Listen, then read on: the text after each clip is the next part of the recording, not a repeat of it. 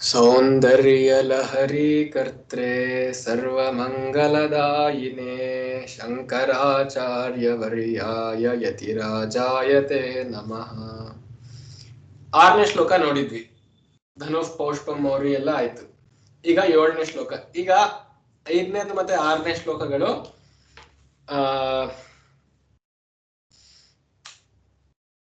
ಏನು ಮಣಿಪೂರ ಚಕ್ರಕ್ಕೆ ಅಥವಾ ನಮ್ಮ ಜನನೇಂದ್ರಿಯ ಚಕ್ರಕ್ಕೆ ಸಂಬಂಧಪಟ್ಟಂತ ಆ ವಲಯಕ್ಕೆ ಸಂಬಂಧಪಟ್ಟಿರುವಂತ ಚಕ್ರಕ್ಕೆ ಬಗ್ಗೆ ಆಯ್ತು. ಅಂದ್ರೆ ದೇವಿಯ ಶಕ್ತಿ ಇಷ್ಟಾಗಿದೆ, ದೇವಿಯ ಓರೆಗಣ್ಣಿನ ನೋಟವೂ ಕೂಡ ಚಿಕ್ಕ ಕೃಪೆ ಮಾಡಿ ನಮ್ಮನ್ನು ಓರೆಗಣ್ಣಿನಿಂದ ನೋಡಿದರೂ ಸಹ ನಾವು ಒಬ್ಬರೇ ಇದ್ದರೂ ನಮ್ಮ ಪುರುಷ ಪ್ರಯತ್ನವನ್ನು ಮಾಡಿದ್ದರೆ ನಮ್ಮ ಎಲ್ಲಾ ಕೆಲಸಗಳು ಸಫಲವಾಗುತ್ತವೆ ಅನ್ನುವ ಅರ್ಥದಲ್ಲೂ ಆಯ್ತು. 7ನೇ ಶ್ಲೋಕ. ಕ್ವಣತ್ ಕಾಂಚೀದಾಮ ಕರಿಕಲಭ ಕುಂಭಸ್ತನನತ ಪರಿಕ್ಷೀಣ ಮಧ್ಯೆ ಪರಿಣತ ಶರಚಂದ್ರವದನ ಧನುರ್ಬಾಣಾನ್ ಪಾಶಂ ಸೃಣಿಮಪಿ ದಧಾನಾ ಕರತಲೈಃ ಪುರಸ್ತಾದಾಸ್ತಾಂ ನಃ ಪುರಮಥಿತುರಾಹೋ ಪುರುಷಿಕಾ.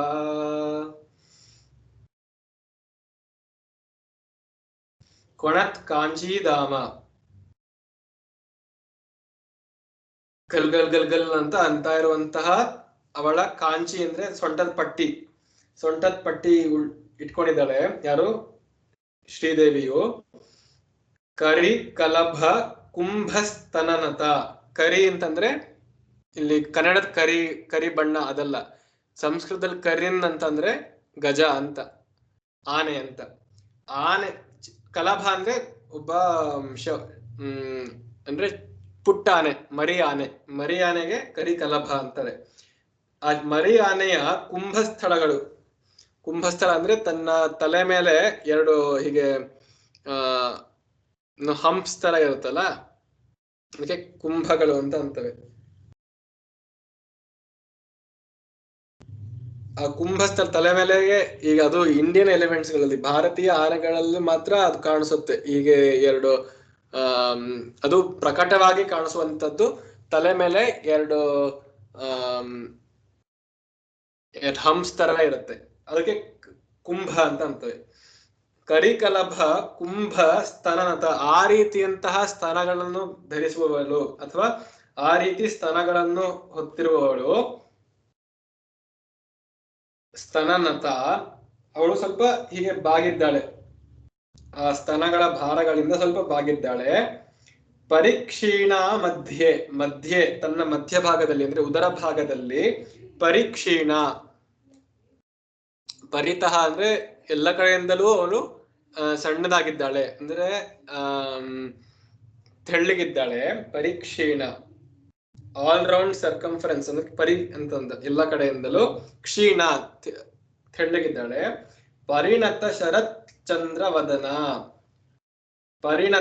ಪರಿಪೂರ್ಣವಾಗಿರುವಂತಹ ಚಂದ್ರವದನ, ಶರತ್ ಚಂದ್ರವದನ. ಅವಳ ಮುಖವು ಪರಿಪೂರ್ಣವಾಗಿರುವಂತಂದ್ರೆ ತುಂಬಿರುವಂತಹ ಶರತ್ ಚಂದ್ರನಂತೆ. ಶರತ್ ಕಾಲದಲ್ಲಿ ಮೋಡಗಳು ಕಮ್ಮಿ, ಹಾಗೂ ಯಾಕೆಂದ್ರೆ ಮೋಡಗಳಿರ್ಬೇಕು ಅಂದ್ರೆ ಮಳೆ ಬರುತ್ತೆ ಅಂತ ಅರ್ಥ. ಮಳೆಗಾಲ ಆಗೋಗಿರುತ್ತೆ, ಇನ್ನೇನು ಆಗುತ್ತಾ ಶರತ್ಕಾಲ. ಶರತ್ಕಾಲದಲ್ಲಿ ಶರದ್ ಋತುವಿನಲ್ಲಿ ಹೀಗೆ ಮೋಡ ಇಲ್ಲದೆ ಸ್ವಚ್ಛವಾದ ಆಕಾಶದಲ್ಲಿ ಹೊಳೆಯುವಂತಹ ಪೂರ್ಣ ಚಂದ್ರನಿಗೆ ಪರಿಣತ ಶರತ್ ಚಂದ್ರ ಅಂತ ಅಂತಾರೆ. ಪರಿಪೂರ್ಣವಾದ ಚಂದ್ರನಂತೆ ಮುಖ ಉಳ್ಳವಳು ಅಂದ್ರೆ ಅಷ್ಟು ಬಿಳಿಯಾಗಿ ಹೊಳಪಾಗಿರುವವಳು. ಧನುರ್ ಬಾಣಾನ್ ಪಾಶಂ ಸೃಣಿಂ ಅಪಿ ದಧಾನ ಕರತಲೈಹಿ. ಕರತಲಗಳಲ್ಲಿ ಅಂದ್ರೆ ಅವಳ ಕೈಗಳಲ್ಲಿ 4 ಕೈಗಳಿವೆ ಅಲ್ವಾ, ಚತುರ್ಭುಜ. 4 ಕೈಗಳಲ್ಲಿ ಒಂದೊಂದು ಆಯುಧಗಳನ್ನ ಇಟ್ಕೊಂಡಿದ್ರು. ಒಂದರಲ್ಲಿ ಬಾಣ, ಇನ್ನೊಂದರಲ್ಲಿ ಬಿಲ್ಲು, ಆಮೇಲೆ ಪಾಶ, ಮತ್ತೆ ಇನ್ನೊಂದರಲ್ಲಿ ಅಂಕುಶ. ಹೀಗೆ 4 ಆಯುಧಗಳನ್ನು ಧರಿಸಿ ಧರಿಸುತ್ತಾ ಇರುವವಳು ನಮ್ಮ ಶ್ರೀಮಾತೆ. ಪುರಸ್ತಾತ್ ಆಸ್ತಾಂ, ನಹ ಪುರಸ್ತಾತ್ ಆಸ್ತಾಂ, ನಮ್ಮ ಮುಂದೆ, ಪುರಸ್ತಾತ್ ನಮ್ಮ ಮುಂದೆ ಬಂದು ಕೂರಲಿ, ಆಸ್ತಾಂ ಕುಳಿತುಕೊಳ್ಳಲಿ, ಆಸ್ತಾಂ ಪುರಮಥಿತುರಾ ಅಹೋ ಪುರುಷಿಕಾ, ಪುರಮಥಿತುರ, ಪುರಮಥಿತುಹು ಇದು ಎರಡ್ ತರ ಬಿಡಿಸ್ಬೋದು. ಮಥಿತೃ ಅಂತ, ಅದರಲ್ಲಿ ಪುರಮಥಿತುಹು ಆಹೋ ಪುರುಷಿಕ ಅಂತ ಬಿಡಿಸ್ಬೋದು. ಇನ್ನೊಂದು ರೀತಿಯಲ್ಲಿ ಪುರಮಥಿತುರ ಅಹೋ ಪುರುಷಿಕ ಅಂತ ಬಿಡಿಸ್ಬೋದು. ಒಂದರ್ಥ ಏನು, ಪುರಮಥಿತುಹು ಆಹೋ ಪುರುಷಿಕ ಅಂದ್ರೆ ಪುರಮಥಿ ಅಂದರೆ ಮತ್ತೆ ಶಿವ ಅಂತ, ಪುರವನ್ನು ಧ್ವಂಸ ಮಾಡಿದವನಿಗೆ ಪುರಮಥಿತೃ ಅಂತ. ಅವನ ಆಹೋ ಪುರುಷಿಕ, ಅವನಿಗೆ ಅಹಂಭಾವವನ್ನು ಅಂದರೆ ಅವನ ಪುರುಷ, ಇಲ್ಲಿ ಪುರುಷ ಅಂದ್ರೆ ಸಾಂಖ್ಯ ಅಂತ ಒಂದು ತತ್ವ ಇದೆ, ಒಂದು ದರ್ಶನ ಇದೆ. ಅದರಲ್ಲಿ ಅಹಂ ಅಂದ್ರೆ ನಾನು, ನನ್ನ ಮನಸ್ಸಿನಲ್ಲಿ ನಡೆಯುವಂಥದ್ದು ಮತ್ತೆ ನನ್ನ ಏನೋ ಚಿಂತನೆಗಳು, ನನ್ನ ಮನೋವಿಕಾರಗಳು, ನಮ್ಮ ಮನೋವೃತ್ತಿಗಳು, ಇವೆಲ್ಲವೂ ನಾನು ಪುರುಷ ಅಂತ ಹೇಳ್ತಾರೆ. ಪ್ರಕೃತಿ ಎಂದರೆ ನನಗೆ ಹೊರತಾಗಿ ಎಲ್ಲವನ್ನೂ ಪ್ರಕೃತಿ ಅಂತ ಅಂತಾರೆ. ಇಲ್ಲಿ ನಾನು ಅಂದ್ರೆ ಇಲ್ಲಿ ಚಿತ್ ಚೈತನ್ಯಕ್ಕೆ ಪುರುಷ ಅಂತಾರೆ. ಸಮಸ್ತವಾದ ಚೈತನ್ಯಕ್ಕೆ ಗುರಿಯಾಗಿರುವಂತಹ ಎಲ್ಲಾ ವಸ್ತುಗಳನ್ನು, ಚೈತನ್ಯಕ್ಕೆ ಕಾಣುವಂತಹ ಎಲ್ಲಾ ವಸ್ತುಗಳನ್ನು ಪ್ರಕೃತಿ ಅಂತ ಅಂತಾರೆ. ದೃಕ್ ಮತ್ತೆ ದೃಶ್ಯ, ನೋಡುವವನು ಮತ್ತು ನೋಡಿರುವ ವಸ್ತುಗಳು, ಅಥವಾ ಕಾಣುವವನು ಮತ್ತೆ ಕಾಣುವ ವಸ್ತುಗಳು, ಹೀಗೆ ಎರಡು ಭಾಗ ಮಾಡ್ತಾರೆ, ಸಬ್ಜೆಕ್ಟ್ ಅಂಡ್ ಆಬ್ಜೆಕ್ಟ್ ಅಂತ, the I and the non I ಅಂತ, ಆತ್ಮ ಅನಾತ್ಮ ಅಂತ. ಈ ರೀತಿ ಮಾಡಿದಾಗ ಶಿವನ ಪುರುಷವೇ ಆಗಿರುವಂತಹ, ಅಂದ್ರೆ ಶಿವನಿಗೂ, ಶಿವ ಅಂತ ಒಬ್ಬ ಒಂದು ದೇವತೆ ಅಂತ ಅನ್ಕೊಂಡ್ರು ಕೂಡ ಅವನಿಗೂ ಆ ಅಹಂ ಅಂದ್ರೆ ಚೈತನ್ಯ ಶಕ್ತಿಯಾಗಿರುವಂತಹ ಆಗಿರುವವಳು ಶ್ರೀದೇವಿಯು, ಲಲಿತಾದೇವಿಯು ಅಂತ. ಪುರಮಥಿತುಹು ಆಹೋ ಪುರುಷಿಕ, ಅಹಂ ಅಂತ ಆಗುವಂತಹ, ಇಲ್ಲಿ ಕನ್ನಡದಲ್ಲಿ ಅಹಂ ಅಂದ್ರೆ ಅವನ್ ಗರ್ವ ಅಂತ ಅದಲ್ಲ, ಸಂಸ್ಕೃತದಲ್ಲಿ ಅಹಂ ಅಂದ್ರೆ ನಾನು ಅಂತ, ಆತ್ಮ ಅಂತ. ಆತ್ಮ ರೂಪಿಯಾಗಿರುವಂತಹ ಶ್ರೀದೇವಿಯು ನಮ್ಮ ಮುಂದೆ ಬಂದು ಕುಳಿತುಕೊಳ್ಳಲಿ ಅಂತ ಒಂದರ್ಥ. ಶಿವನಿಗೆ ಆತ್ಮವಾಗಿರುವಂತಹ, ಆತ್ಮರೂಪಿಯಾಗಿರುವಂತಹ ಶ್ರೀದೇವಿಯು ಬಂದು ನಮ್ಮ ಮುಂದೆ ಕುಳಿತುಕೊಳ್ಳಲಿ. ಇನ್ನೊಂದರ್ಥ ಪುರಮಥಿತುರ, ಪುರಗಳನ್ನು ಅಂದ್ರೆ ಮಥಿಸುವವಳು ಅಂತ, ಅಂದ್ರೆ ಪುರಗಳನ್ನೇ ಮೋಹಗೊಳಿಸುವಂತಹ ತುರ ಅಂದ್ರೆ ಶಕ್ತಿ ಅಂತ, ಅಂತಹ ಶಕ್ತಿ ಉಳ್ಳವಳು ಅಂತ ಒಂದರ್ಥ. ಪುರಮಥಿತುರ ಅಹೋ ಪುರುಷಿಕ, ಅಬ್ಬಾ ಎಂಥ ಶಕ್ತಿ ಉಳ್ಳವಳಾಗಿದ್ದಾಳೆ ಈ ಪುರುಷಿಕ ಅಂತ. ಪುರುಷಿಕ ಅಂದ್ರೆ ಇನ್ನೊಂದರ್ಥ ಪುರುಷನ ಹೆಂಡತಿಗೆ ಪುರುಷಿಕ ಅಂತಾರೆ. ಶಿವನನ್ನ, ಪರಮಾತ್ಮನನ್ನ ಪುರುಷ ಅಂತ ಅಂತಾರೆ. ಪುರುಷೋತ್ತಮ ಯೋಗ ಅಂದ್ರೆ ಕೇಳ್ತೀವಲ್ವಾ, ಪುರುಷ ಅಂತ. ಅವನ ಹೆಂಡತಿಗೆ ಪುರುಷಿಕ ಅಂತ ಅಂತಾರೆ. ಸೊ ಶಿವನ ಹೆಂಡತಿಗೆ ಪಾರ್ವತಿಗೆ ಪುರುಷಿಕ ಅಂತಲೂ ಕರೀತಾರೆ. ಹಾಗೆ ಈ ಪಾರ್ವತಿಯು, ಪುರುಷಿಕೆಯು ಪುರಮಥಿತುರ, ಪುರಗಳನ್ನು ಅವಳ ಸೌಂದರ್ಯದಿಂದ ಮೋಹಗೊಳಿಸುವಂತಹ ಶಕ್ತಿ ಉಳ್ಳವಳಾಗಿದ್ದಾಳೆ ಅಂತ. ಇನ್ನೊಂದರ್ಥ ಏನ್ ಮಾಡ್ಬೋದು, ಪುರಮಥಿತುರ ಅಂದ್ರೆ ಒಂದು ತುರ ಅಂದ್ರೆ ತುರಗ ಅಂತ, ಅಥವಾ ಶೀಘ್ರವಾಗಿ ಹೋಗುವವಳು ಅಂತ. ಶೀಘ್ರವಾಗಿಯೇ ಪುರಗಳನ್ನೆಲ್ಲ ಧ್ವಂಸ ಮಾಡಿದಂತಹ ಶಿವನ ಹೆಂಡತಿ ಆಗಿರುವವಳು ಅಂತ, ಹೀಗೂ ಅರ್ಥ ಮಾಡ್ಕೊಬಹುದು. ಒಟ್ಟಿನಲ್ಲಿ ಈ ಶ್ಲೋಕವನ್ನು ನಾವು ಸ್ವಾಧಿಷ್ಠಾನ ಅಥವಾ ಮಣಿಪುರ ಚಕ್ರಕ್ಕೆ ಹೋಲಿಸಬಹುದು, ಕೊಣತ್ ಕಾಂಚೀಧಾಮ ಅಥವಾ ಈ ಅನಾಥ ಚಕ್ರಕ್ಕೂ ಹೋಲಿಸಬಹುದು, ಹೃದಯ ಚಕ್ರಕ್ಕೂ ಹೋಲಿಸಬಹುದು ಅಂತ ಹೇಳ್ತೇನೆ. ಆಮೇಲೆ ಕೊಣತ್ ಕಾಂಚೀಧಾಮ ಕರಿಕಲಭ ಕುಂಭಸ್ತನಾದ, ಸಂಸ್ಕೃತದ ಓದ್ಕೊಳ್ಳೋಣ. ಅಹೋ ನಹ ಅಸ್ಮಾಕಂ ಪುರಸ್ತಾತ್ ಪುರುಷಿಕಾ ಆಸ್ತಾಂ ಯಾ ಪುರಮಥಿತುರ. ಇನ್ನೊಂದು ಅರ್ಥ ಇಲ್ಲಿ ಪುರಮಥಿ ಅಂದ್ರೆ ಶಿವ, ಪುರರಿಪು ಅಂತ. ತ್ರಿಪುರ ಸಂಹಾರಕನಾದ ಶಿವನ ತುರ ಅಂದ್ರೆ ಶಕ್ತಿ ಅಂತ. ಶಿವನಿಗೆ ಮೊದಲನೇ ಶ್ಲೋಕದಲ್ಲಿ ಓದಿದ್ವಿ, ಶಿವ ಶಕ್ತಿಯಾಯುಕ್ತ ಅಂತ. ಹೀಗೆ ಶಿವನಿಗೂ ಶಕ್ತಿ ಆಗಿರುವಂತಹ ಪುರುಷಿಕೆಯು ಕರತಲೈಹಿ ತನ್ನ ಕೈಗಳಲ್ಲಿ ಧನು ಬಾಣಾನ್ ಪಾಶಂ ಶ್ರೇಣಿಂ ಅಪಿ ದಧಾನ ಅಸ್ತಿ. ಅವಳು ಹಿಡ್ಕೊಂಡಿದ್ದಾಳೆ ಧನುಸ್ಸನ್ನು, ಬಾಣ ಬಿಲ್ಲು ಪಾಶ ಮತ್ತೆ ಅಂಕುಶಗಳನ್ನು ಹೊಂದಿರುವ ಕೈಗಳಲ್ಲಿ ಇಟ್ಕೊಂಡಿದ್ದಾಳೆ. ಪರಿಣತ ಶರತ್ಚಂದ್ರ ವದನ ಅಸ್ತಿ. ತಸ್ಯಾಹ ಮುಖಂ ವದನಂ ಪರಿಣತ ಶರತ್ಚಂದ್ರ ಇವ ಅಸ್ತಿ. ಮುಖವು ತುಂಬಿದ ಚಂದ್ರನಂತೆ ಇದೆ. ಪರೀಕ್ಷೀಣ ಮಧ್ಯೆ ತನ್ನ ಉದರವು, ತನ್ನ ಸೊಂಟವು ಪರೀಕ್ಷೀಣ ತುಂಬಾ ತೆಳ್ಳದಾಗಿದೆ. ಕೊಣತ್ ಕಾಂಚೀಧಾಮ ತನ್ನ ಏನೋ ಸೊಂಟದ ಪಟ್ಟಿ ಗಲ್ಗಲ್ ಅಂತ ಅನ್ನುವಂತಹ ಹೀಗೆ ಚಿಕ್ಕ ಚಿಕ್ಕ ನೂಪುರ ಅಥವಾ ನೂಪುರ ಅಲ್ಲ, ಚಿಕ್ಕ ಚಿಕ್ಕ ಗಂಟೆಗಳ ಇದ್ದಂಗೆ ಆ ಗಂಟೆ ಉಳ್ಳಂತಹ ಆ ಸೊಂಟದ ಪಟ್ಟಿನ ಹಾಕೊಂಡಿದ್ದಾಳೆ. ಕರಿಕಲಭ ಕುಂಭ ಸ್ತನನತ, ಮತ್ತೆ ಅವಳ ಸ್ತನಗಳು ಕರಿಕಲಭ ಕುಂಭ ಅಂದ್ರೆ ತನ್ನ ಒಂದು ಚಿಕ್ಕ ಆನೆ ಮರಿಯ ತಲೆಯ ಎರಡು ಭಾಗಗಳಂತೆ, ಹಂಪ್ಗಳಂತೆ, ಕುಂಭಗಳಂತೆ ಹೊಂದಿದ್ದಾಳೆ. ಅದರಿಂದ ಸ್ವಲ್ಪ ಒಂಚೂರು ಬಾಗಿದ್ದಾಳೆ. ಈ ರೀತಿಯ ಒಂದು ಚಿತ್ರಣ ಕವಿ ಮಾಡ್ತಿದ್ದಾರೆ. ಅಂದ್ರೆ ಇದು ಒಂಥರ ಧ್ಯಾನ ಶ್ಲೋಕದ ತರ. ನಾವು ನಮ್ಮ ಹೃದಯದಲ್ಲಿ ಈ ರೀತಿಯಾದಂತಹ ಲಲಿತಾದೇವಿಯನ್ನ ಧ್ಯಾನಿಸಬೇಕಾಗಿದೆ. ಕೊಣತ್ ಕಾಂಚೀಧಾಮ, ಧ್ವನಿಗೈಯುತ್ತಿರುವ ಕಿರಿಗೆಜ್ಜೆಗಳಿಂದ ಕೂಡಿರುವ ಓಡ್ಯಾಣವನ್ನು ಧರಿಸಿರುವ ಮರಿಯಾನೆಯ ಕುಂಭಸ್ಥಳ ದೃಶವಾದ ಸ್ತನಗಳಿಂದ ಬಾಗಿರುವ, ನಡುವಿನಲ್ಲಿ ಕೃಶವಾಗಿರುವ, ಶರತ್ಕಾಲದ ಹುಣ್ಣಿಮೆಯೆಂದು ಚಂದ್ರನನ್ನು ಹೋಲುವಂತಹ ಮುಖ ಉಳ್ಳವ, ನಾಲ್ಕು ಕರಕಮಲಗಳಲ್ಲಿ ಬಿಲ್ಲು ಬಾಣ ಪಾಶ ಅಂಕುಶ ಇವುಗಳನ್ನು ಧರಿಸಿರುವಂತಹ, ತ್ರಿಪುರಾಂತಕನ ಅಹಂಕಾರ ಸ್ವರೂಪಿಯಾಗಿರುವಂತಹ ತ್ರಿಪುರ ಸುಂದರಿಯು ನಮ್ಮ ಮಣಿಪುರ ಚಕ್ರದಿಂದ ಹೃದಯ ಕಮಲಕ್ಕೆ ಬಂದು ಪ್ರವೇಶಿಸಲಿ ಅಂತ. ಹೇಗೆ ಅಂತಂದ್ರೆ ಇಲ್ಲಿ ಪುರಸ್ತಾತ್ ಅಂತಂದ್ರೆ ಇಲ್ಲಿ ಮಣಿಪುರ, ಅಲ್ಲಿ ಪುರಸ್ತಾತ್ ಅನ್ನೋ ಅರ್ಥದಲ್ಲಿ ಮಣಿಪುರದಿಂದ ಅಂತ. ಪುರಸ್ತಾತ್ ಆಸ್ತಾಂ ನಫ್ ಪುರಮಥಿತುರ ಓ ಪುರುಷಿಕ ಅಂತ. ಇಲ್ಲಿ ಹೃದಯ ಕಮಲಕ್ಕೆ ಅಂದ್ರೆ ಮಣಿಪುರ ಚಕ್ರದ ಮೇಲೆ ಇರುವಂತಹ ಚಕ್ರ ಅನಾಹತ ಅಂತ ಕೆಲವೊಬ್ರು ಹೇಳ್ತಾರೆ. ಮತ್ತೆ ಚಕ್ರ ವ್ಯವಸ್ಥೆ ಸ್ವಲ್ಪ ಭ್ರಮೆ ಇದೆ. ಆದ್ರೆ ಈಗ ನಾ ಹೇಳಿದ ಅರ್ಥ ಆಯ್ತಲ್ವಾ, ಈ ಧ್ಯಾನ ಶ್ಲೋಕದ ತರ ಅವಳನ್ನ ಹೇಗೆ ಚಿತ್ರಿಸಬೇಕಾಗಿದೆ. ಅವಳು ಒಂದು ಮನುಷ್ಯ ಶರೀರವನ್ನು ಹೊಂದಿದ್ದರೆ, ಈಗ ನಾವು ಹಿಂದಿ ಶ್ಲೋಕಗಳಲ್ಲಿ ಅವಳು ಮನುಷ್ಯ ಶರೀರದ ಬಗ್ಗೆ ಏನು ಹೇಳಲಿಲ್ಲ, ಕಾಲು ಅಂತ ಹೇಳಿದ್ವಿ ಅಷ್ಟೇ, ಅವಳ ಕಾಲಿನ ಧೂಳು ಅಂತ ಹೇಳಿದ್ವಿ.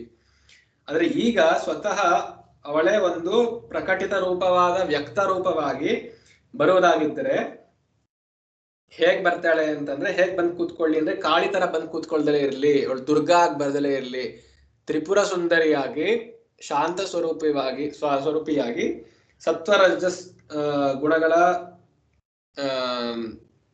ಪ್ರಾಧಾನ್ಯವಾಗಿ ಬಂದು ಕೂರಲಿ ಅಂತ. ಕೊಣತ್ ಕಾಂಚಿ, ಹಾಗೆ ನೋಡಿ ಕಿವಿಗಳಿಗೆ ಕೊಣತ್ ಕಾಂಚೀಧಾಮ ಆ ಶಬ್ದ ಕೇಳಿಸ್ತಿದೆ. ಕಣ್ಣುಗಳಿಗೆ ಕರಿಕಲಭ ಕುಂಭ ಸ್ತನನತ ಪರೀಕ್ಷೀಣ ಮಧ್ಯೆ ಪರಿಣತ ಶರತ್ಚಂದ್ರವದನ, ಈ ಮೂರು ಕಾಣಿಸ್ತಿದೆ. ಅವಳ ಕೈಗಳಲ್ಲಿ ಧನುರ್ಬಾಣಾನ್ ಪಾಶಂ ಶ್ರೇಣಿಮಪಿ ದಧಾನ ಕರತಲಿ. ಏನೋ ತಪ್ಪು ಮಾಡಿದ್ರೆ, ಏನಾದ್ರು ತಪ್ಪು ಕೆಟ್ಟ ಚಿಂತನೆ ಮಾಡಿದ್ರೆ ಅವಳ ದಂಡ ಕೊಡಕ್ಕೂ ದಂಡಿಸುವುದಕ್ಕೂ ಈ ಎಲ್ಲಾ ಆಯುಧಗಳನ್ನು ಇಟ್ಕೊಂಡಿದ್ದಾಳೆ. ನಮ್ಮ ಮನಸ್ಸಿನಲ್ಲಿರುವಂತಹ ದುಷ್ಟ ಬುದ್ಧಿಯನ್ನು ನಿಗ್ರಹಿಸಲು ಈ ಆಯುಧಗಳನ್ನು ಧರಿಸಿದ್ದಾಳೆ. ಈ ಕಡೆ ಧನುರ್ಬಾಣನಿದೆ ಅಂದ್ರೆ, ಈಗ ಈ ಮನ್ಮಥಂತರ ನಮ್ಮಲ್ಲೂ ಕಾಮದ ಬೀಜವನ್ನು ನೆಟ್ಟಲು ಅಥವಾ ಕಾಮದ ಬಾಣವನ್ನು ಬಿಡಲು ಸಿದ್ಧವಾಗಿದ್ದಾಳೆ. ಈ ಕಡೆ ಶಿವನಂತೆ ಪಾಶ ಮತ್ತೆ ಶ್ರೇಣಿ ಅಥವಾ ಗಣೇಶನಂತೆ ಪಾಶಾಂಕುಶಗಳನ್ನು ಹಿಡ್ಕೊಂಡಿದ್ದಾಳೆ. ಅಂದರೆ ನಿಮ್ಮನ್ನ ಬಿಟ್ಟರೂ ಸಹ ಅವಳು ನಿಮ್ಮನ್ನ ಪಾಶವಾಗಿ ಎಳ್ಕೊಂತಾಳೆ, ಅವಳ ಕಡೆ ಸೆಳ್ಕೊಂತಾಳೆ. ಮತ್ತೆ ಅಂಕುಶ, ಈಗ ಆನೆಗಳಿಗೆ ಓಡಿಸ್ಬೇಕು, ಮುಂದೆ ಅದಕ್ಕೆ ಹೇಳ್ದಂಗೆ ಕೇಳಬೇಕು ಅಂದ್ರೆ, ನಿಯಂತ್ರಣ ಮಾಡ್ಬೇಕು ಅಂದ್ರೆ ಈ ಅಂಕುಶ ಇರುತ್ತೆ. ಹೀಗೆ ನಮ್ಮ ಮನಸ್ಸಿನ ದಿಗ್ಗಜವಾಗಿರುವಂತಹ ಈ ಗಜವನ್ನು ನಿಯಂತ್ರಿಸಲು ಹೀಗೆ ಸ್ತ್ರಿಣಿಯನ್ನು ಅಥವಾ ಅಂಕುಶವನ್ನು ಧರಿಸಿದ್ದಾಳೆ. ಈ ರೀತಿಯ ಚತುರ್ಭುಜೆಯಾದ ಪೂರ್ಣಚಂದ್ರ ವದನೆಯಾದ ಶ್ರೀಮಾತೆಯು ನಮ್ಮ ಮುಂದೆ ಬಂದು ಕೂರಲಿ. ಅವಳು ತಾತ್ವಿಕವಾಗಿ ಅಂತೀಯೋ ಅವಳು ಚೈತನ್ಯ ರೂಪವೇ ಆಗಿದ್ದಾಳೆ. ಅವಳು ಶಿವನ ಅಂದ್ರೆ ಪರಶಿವನ ಅಹಂ ಅಹಂ ಅಂದ್ರೆ ನಾನು ನಾನು ನಾನು ಅಂತ ಹೇಳುತ್ತಿರುವಂತಹ ಆ ಪುರುಷಿಕೆಯೇ ಆಗಿದ್ದಾಳೆ. ಇನ್ನೊಂದರ್ಥದಲ್ಲಿ ಅವಳು ತ್ರಿಪುರಾಂತಕನಾದ ಶಿವನ ಹೆಂಡತಿಯಾಗಿದ್ದಾಳೆ. ಇನ್ನೊಂದು ರೀತಿಯಲ್ಲಿ ಇವಳು ಶಿವನ ಶಕ್ತಿಯಾಗಿದ್ದಾಳೆ. ಇಷ್ಟು ಅರ್ಥ ಆಯ್ತು. ಮುಂದೆ ಸುಧಾ ಸಿಂಧೋರ್ಮಧ್ಯೆ ಸುರವಿಟಪಿ ವಾಟಿ ಪರಿವೃತೆ ಮಣಿದ್ವೀಪೆ ನೀಪೋಪವನವತಿ ಚಿಂತಾಮಣಿಗೃಹೇ ಶಿವಾಕಾರೆ ಮಂಚೆ ಪರಮಶಿವ ಪರ್ಯಂಕ ನಿಲಯಾಂ ಭಜಂತಿ ತ್ವಾಂ ಧನ್ಯಾಃ ಕತಿಚನ ಚಿದಾನಂದಲಹರೀಂ. ಸುಧಾ ಸಿಂಧೋಃ ಮಧ್ಯೆ ಸುರವಿಟಪಿ ವಾಟಿ ಪರಿವೃತೆ ಮಣಿದ್ವೀಪೆ ನೀಪ ಉಪವನವತಿ ಚಿಂತಾಮಣಿ ಗೃಹೆ ಶಿವಾಕಾರೆ ಮಂಚೆ ಪರಮಶಿವ ಪರ್ಯಂಕ ನಿಲಯಾಂ ತ್ವಾಂ ಧನ್ಯಾಃ ಭಜಂತಿ ಕತಿಚನ ಚಿದಾನಂದ ಲಹರೀಂ. ಕತಿಚನ ಧನ್ಯಾಃ ತ್ವಾಂ ಚಿದಾನಂದ ಲಹರೀಂ ಪರಮಶಿವ ಪರ್ಯಂಕ ನಿಲಯಾಂ ಭಜಂತಿ. ತುಂಬಾ ಕೆಲವರು ಮಾತ್ರ ಧನ್ಯರಾದಂತಹ ಸಂತರು ಅಥವಾ ತುಂಬಾ ಕೆಲವರು, ಹಲವರಲ್ಲ, ತುಂಬಾ ಕೆಲವು ಶಕ್ತಿ ಉಪಾಸಕರು ಮಾತ್ರ ನಿನ್ನನ್ನು ಭಜಿಸ್ತಾರೆ. ಇದೆಲ್ಲರಿಗೂ ಸುಲಭವಾಗಿ ಸಿಗುವಂತಹ ವಿದ್ಯೆ ಏನಲ್ಲ, ಸಿಗುವಂತ ಭಕ್ತಿಯೂ ಅಲ್ಲ ಅದು. ತ್ವಾಂ ನಿನ್ನನ್ನು ಹೇಗೆ ಭಜಂತಿ? ಚಿತ್ ಆನಂದ ಲಹರಿ, ನಿನ್ನನ್ನು ಚೈತನ್ಯ ರೂಪದ ಮತ್ತು ಆನಂದ ರೂಪದ ಲಹರಿ ಅಂತಂದ್ರೆ ಒಂದು ತರಂಗಗಳಂತೆ ಕಲ್ಪಿಸಿಕೊಂಡು ಅಥವಾ ಚೈತನ್ಯದ ಮತ್ತು ಆನಂದದ ತರಂಗಗಳಂತೆ ಇರುವಂತಹ ನಿನ್ನನ್ನು ಹಾಗೂ ಪರಶಿವನನ್ನೇ ಒಂದು ಹಾಸಿಗೆ ಮಾಡಿ ಅವನ ಮೇಲೆ ಕೂತ್ಕೊಂಡಿರುವಂತಹ ನಿನ್ನನ್ನು ಭಜಂತಿ, ನಿನ್ನನ್ನು ಭಜಿಸುತ್ತಾರೆ.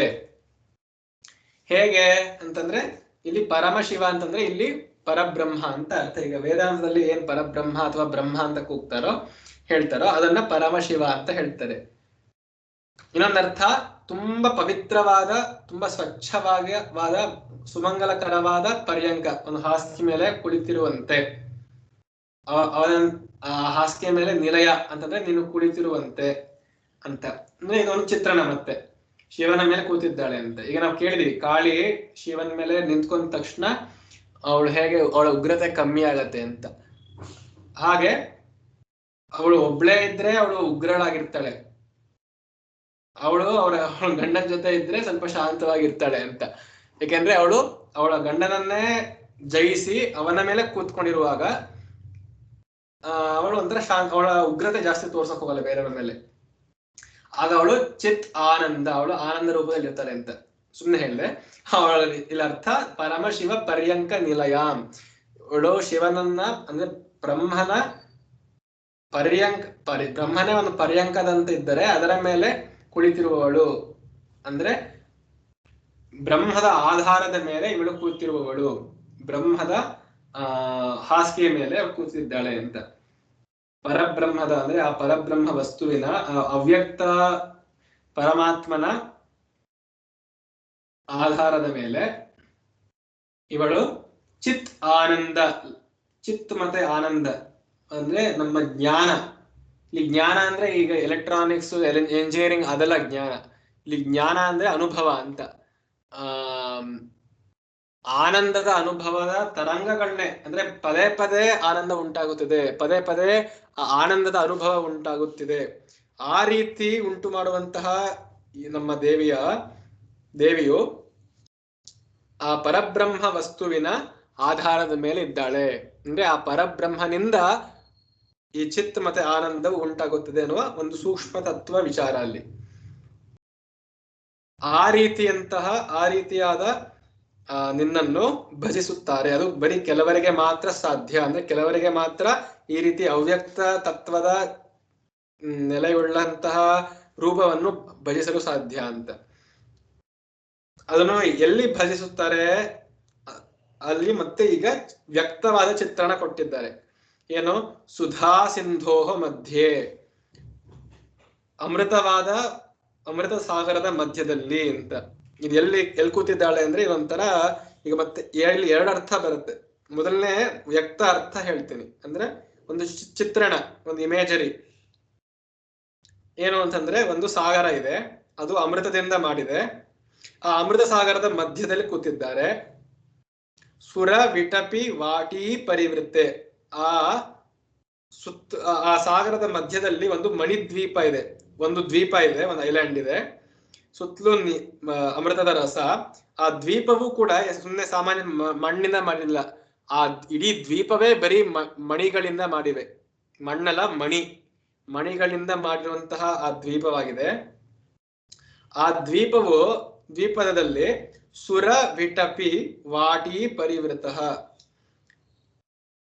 ಸುರ ಅಂತಂದ್ರೆ ದೇವತೆಗಳ, ವಿಟಪಿ ಅಂತಂದ್ರೆ ಮರಗಳು, ಅದರ ವಾಟಿ ಅಂದ್ರೆ ಒಂದು ಗಾರ್ಡನ್, ಉದ್ಯಾನವನ ಅಂತೀವಲ್ಲ ಹಾಗೆ ಸುರೋದ್ಯಾನವನ.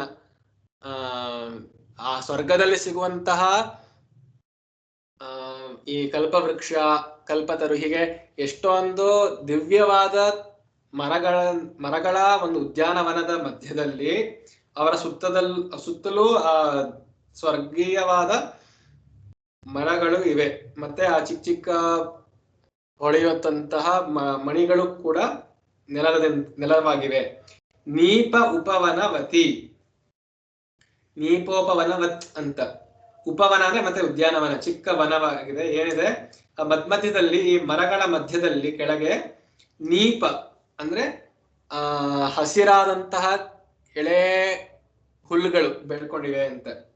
ನೀಪ ಉಪವನವತಿ, ಒಂದು ಲಾನ್ ತರ, ಗಾರ್ಡನ್ ಮತ್ತೆ ಲಾನ್ ಅಂತೀವಲ್ಲ ಆ ತರ, LAWN ಲಾನ್.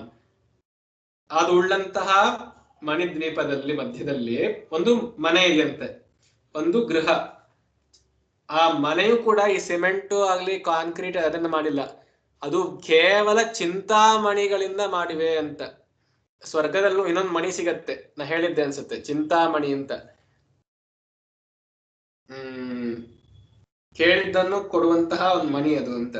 ಚಿಂತಾಮಣಿ ಆಂಧ್ರ ಪ್ರದೇಶ ಹತ್ರ ಅಲ್ಲ, ಚಿಂತಾಮಣಿ.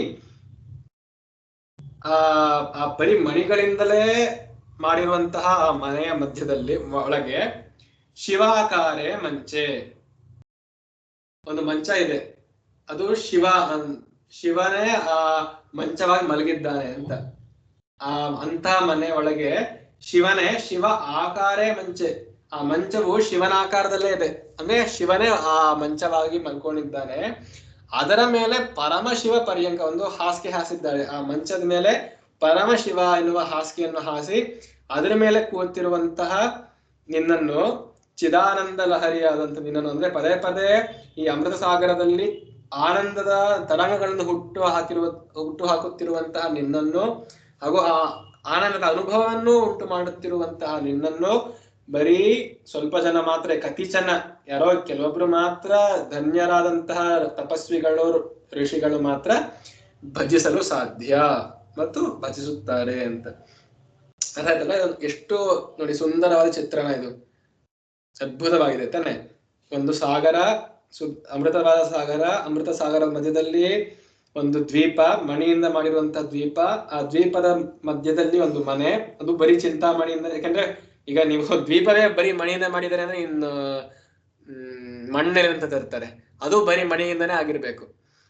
ಹಾಗೆ ಚಿಂತಾಮಣಿಯ ಮನೆ, ಅದು ಸುತ್ತಲೂ ಒಂದು ಚಿಕ್ಕ ಎಳೆ ಹಸಿರಾದ ಹುಲ್ಲುಗಳು ಬೆಳೆದಿವೆ. ಅದ್ರ ಸುತ್ತಲೂ ಕೂಡ ಸ್ವರ್ಗದಲ್ಲಿ ಬೆಳೆಯುವಂತಹ ಮರಗಳಿಂದ ತುಂಬಿವೆ. ಸುತ್ತಲೂ ಉದ್ಯಾನವನ ಇದೆ, ಒಂದು ತೋಟ ಇದೆ. ಆ ಮನೆಯ ಒಳಗೆ ಒಂದು ಮಂಚ ಹಾಸಿದೆ, ಅದು ಶಿವನೇ ಆಗಿದ್ದಾನೆ. ಆ ಶಿವನ ಮೇಲೆ ಒಂದು ಪರಮಶಿವ ಎನ್ನುವ ಒಂದು ಹಾಸಿಗೆಯೂ ಇದೆ. ಆ ಹಾಸಿಗೆ ಮೇಲೆ ಕೂತಿದ್ದಾಳೆ ಕೂತಿದ್ದೀಯ ನೀನು. ಮತ್ತು ನೀನು ಚಿತ್ ಆನಂದ ಲಹರಿ, ನೀನು ಆ ಚಿತ್ ಮತ್ತೆ ಆನಂದದ ಚೈತನ್ಯ ಅನುಭವ ಅಥವಾ ಜ್ಞಾನ ಮತ್ತೆ ಆನಂದದ ಲಹರಿಯಾಗಿ ಹರಿತಿದೀಯಾ. ನೀನೇ ಆ ಚಿದಾನಂದ ಲಹರಿಯ ಒಂದು ಮೂರ್ತ ಸ್ವರೂಪವಾಗಿದ್ದೀಯಾ. ಹಾಗಿರುವಂತಹ ನಿನ್ನನ್ನು ಯಾರೋ ಕೆಲವರು ಮಾತ್ರ ಭಜಿಸಲು ಸಾಧ್ಯ ಹಾಗೂ ಭಜಿಸುತ್ತಿದ್ದಾರೆ ಅಂತ ಇದರ ಅರ್ಥ. ಹೇ ಭಗವತಿ, ಅಮೃತಸಾಗರದ ಮಧ್ಯದಲ್ಲಿ ಕಲ್ಪವೃಕ್ಷಗಳ ತೋಪುಗಳಿಂದ ಸುತ್ತುವರಿದಿರುವಂತಹ ರತ್ನಮಯವಾದ ದ್ವೀಪದಲ್ಲಿ ನೀಪವೃಕ್ಷಗಳ ಉಪವನದಲ್ಲಿರುವ ಚಿಂತಾಮಣಿ ಎಂಬ ಗೃಹದಲ್ಲಿ ತ್ರಿಕೋಣಾಕಾರವಾದ ಮಂಚದ ಮೇಲೆ ಹಾಸಿರುವ ಪರಮಶಿವನೆಂಬ ಪರ್ಯಂಕದ ಮೇಲೆ ಕುಳಿತಿರುವ ಜ್ಞಾನಾನಂದ ಲಹರಿಯಾದ ನಿನ್ನನ್ನು ಕೆಲವರು ಧನ್ಯರು ಮಾತ್ರ ಭಜಿಸುತ್ತಾರೆ. ಇಲ್ಲಿ ಶಿವಾಕಾರ ಮತ್ತೆ ಪರಮಶಿವ ಏನು ವ್ಯತ್ಯಾಸ ಅಂದ್ರೆ, ಇಲ್ಲಿ ಶಿವ, ಈಗ ನೀವು 15ನೇ ಅಧ್ಯಾಯದಲ್ಲಿ ಭಗವದ್ಗೀತೆಯಲ್ಲೂ ಕೂಡ 2 ರೀತಿ ಪುರುಷ ಇದ್ದಾನೆ ಅಂತ ಹೇಳ್ತಾರೆ. ಒಂದು ಪ್ರಕೃತಿ, ಅದು ಅಕ್ಷರವಾದ ಪುರುಷ, ಅಕ್ಷರವಾದ ಕೂಟಸ್ಥವಾದ ಪುರುಷ ಇದ್ದಾನೆ, ಮತ್ತೆ ಪುರುಷೋತ್ತಮನು ಇದ್ದಾನೆ ಅಂತ. ಹೀಗೆ ಪುರುಷ ಇಲ್ಲಿ ಶಿವ, ಮೊದಲನೇ ಶಿವಾಕಾರ ಮಂಚೆ ಅಂತಂದ್ರೆ ಮಂಚ ಹಾಸಿರುವುದು ಕಾಟ್, ಅದು ಶಿವ ಆಗಿದ್ದಾನೆ. ಅಂದ್ರೆ ಅದು ಸಾಂಖ್ಯ ದರ್ಶನದ ಪುರುಷನಾಗಿದ್ದಾನೆ. ಅದಕ್ಕೂ ಮೀರಿರುವ, ಅದಕ್ಕೆ ಪರಮಶಿವ ಅಂತ ಹೇಳ್ತಾರೆ. ಅದಕ್ಕೂ ಮೇಲಿರುವ, ಅದನ್ನು ಮೀರಿರುವ ಬ್ರಹ್ಮತತ್ವ ಆಗಿರುವಂತಹ ಶಿವ ಅಂತ ಹೇಳ್ತಾರೆ. ಅದು ಚಿತ್ರೀಕೃತವಾಗಿ ಒಂದು ಮಂಚ ಇದೆ, ಆ ಮಂಚ ಮೇಲಿನ ಹಾಸಿಗೆ ಅಂತ. ಆ ಹಾಸಿಗೆ ಮೇಲೆ ಕುಳಿತಿರುವ ದೇವಿ, ಲಲಿತಾದೇವಿ ಅಥವಾ ಪಾರ್ವತಿಯು ಚಿದ ಆನಂದ ಲಹರಿ ಆಗಿದ್ದಾಳೆ. ಅವಳು ಲಹರಿಗಳನ್ನು ತರಂಗಗಳನ್ನು ಉತ್ಪತ್ತಿ ಮಾಡುತ್ತಿದ್ದಾಳೆ ಅಂತ, ಅಥವಾ ಆ ತರಂಗಗಳ ಮೂರ್ತ ಸ್ವರೂಪಗಳಾಗಿದ್ದಾಳೆ. ಇದ್ರ ಏನು ಹಿಂದಿನ ಇನ್ನೊಂದು ಅರ್ಥ ಏನಿರ್ಬೋದು ಅಂತಂದ್ರೆ, ನೋಡಿ, ಈ ಶಿವಾಕಾರ ಮಂಚ ಯಾವಾಗ ಮಂಚದ ಮೇಲೆ ಮಲ್ಕೊಳ್ಳೋದು ಯಾರು, ಅಥವಾ ಕೂತ್ಕೊಳ್ಳೋದು. ತುಂಬಾ ಕೆಲವರು ಕೂತ್ಕೊಬೋದು, ಅಂದ್ರೆ ತುಂಬಾ ಚೆನ್ನಾಗಿರಲ್ಲ ಕೂತ್ಕೊಳ್ಳಕ್ಕೆ, ಬರೀ ಮಂಚದ ಮೇಲೆ ಗಟ್ಟಿ ಇರತ್ತೆ, ಕಠಿಣವಾಗಿರುತ್ತೆ. ಶಿವ ಆತರ ಕಠಿಣವಾದ ಒಂದು ತತ್ವ, ಪುರುಷ, ನಾನು ಅಂತ ಈಗ ರಮಣ ಮಹರ್ಷಿಗಳು ಏನೇ ಬೋಧಿಸಿದ್ರು ಅದು ಶಿವ. ಪ್ರಕೃತಿಯಿಂದ, ಈ ಸಾಂಖ್ಯದ ದರ್ಶನದಲ್ಲಿ ಪ್ರಕೃತಿಯಿಂದ ವಿಯೋಗಗೊಂಡು ಬರೀ ತನ್ನ ದ್ರಷ್ಟು ಸ್ವರೂಪೇ ಅವಸ್ಥಾನ, ತನ್ನ ಸ್ವರೂಪದಲ್ಲೇ ನೆಲೆಗೊಳ್ಳುವುದು ಶಿವ ಅಂತ. ಅದು ಶಿವ ಮಂಚತ್ತರ, ಅದು ಕಠಿಣವಾಗಿರುತ್ತೆ. ಅದ್ರ ಮೇಲೆ ಅವಳು ಆನಂದಕರವಾಗಿರುವಂತಹ, ಮೃದುವಾಗಿರುವಂತಹ ಪರಮಶಿವ ಎನ್ನುವ ಪರ್ಯಂಕವನ್ನು, ಹಾಸಿಗೆಯನ್ನು ಹಾಸಿದ್ದಾಳೆ ಅಂತ. ಅದಕ್ಕೂ ಮೇಲೆ ಮೀರಿದ ತತ್ವವಾಗಿರುವಂತಹ ಬ್ರಹ್ಮತತ್ವದ ನೆಲೆ ಮಾಡಿಕೊಂಡಿದ್ದಾಳೆ ಪರಮಾತ್ಮ ರೂಪಿಯಾದ ಪಾರ್ವತಿಯು ಅಂತ. ಚಿತ್ ಆನಂದ ರೂಪಿಯಾದ ಪಾರ್ವತಿಯು. ಈ ಮಿಕ್ಕಿದೆಲ್ಲ ಒಂದು ಚಿತ್ರ ಅಷ್ಟೆ, ಒಂದು ಕಾವ್ಯ ಚಿತ್ರ. ಸುಧಾ ಸಿಂಧೋ ಮಧ್ಯೆ ಅಂದ್ರೆ ಅಮೃತ ರಸ ಉಂಟು ಮಾಡುತ್ತದೆ. ಸಹಸ್ರಾರ ಚಕ್ರ ಅಂತ ಇನ್ನೊಂದಿರುತ್ತೆ ಚಕ್ರ, ಅತಿ ಉನ್ನತವಾದ ಚಕ್ರಕ್ಕೆ ಸಹಸ್ರಾರ ಅಂತಾರೆ. ಅದು ಒಂದು ಅಮೃತ ಸಾಗರದಂತಿದೆ. ಅಮೃತ ಸಾಗರದಲ್ಲಿ ಈ ಎಲ್ಲಾ ರೀತಿಯ ಗಿಡಗಳು, ಮರಗಳು ಎಲ್ಲ ಬೆಳ್ಕೊಂಡಿವೆ. ಅಂದ್ರೆ ಆ ತರಂಗಗಳು ಅಲ್ಲಿಂದ ಚಿತ್ ಮತ್ತೆ ಆನಂದದ ತರಂಗಗಳು ಉಂಟು ಮಾಡುತ್ತವೆ, ಅದು ಕೆಳಗೆ ಹರಿದು ಬರುತ್ತದೆ ಅಂತ ಇನ್ನೊಂದು ಶ್ಲೋಕದಲ್ಲೂ ಹೇಳಿವೆ. ಹೀಗೆ ಒಂದು ಚಿತ್ರಣ ಆಯ್ತು. ಇದು ಅರ್ಥ ಆಯ್ತಲ್ವಾ? ಮುಂದಿನ ಭಾಗದಲ್ಲಿ 9ನೇ ಶ್ಲೋಕ 10ನೇ ಶ್ಲೋಕ ನೋಡೋಣ. ಧನ್ಯವಾದ.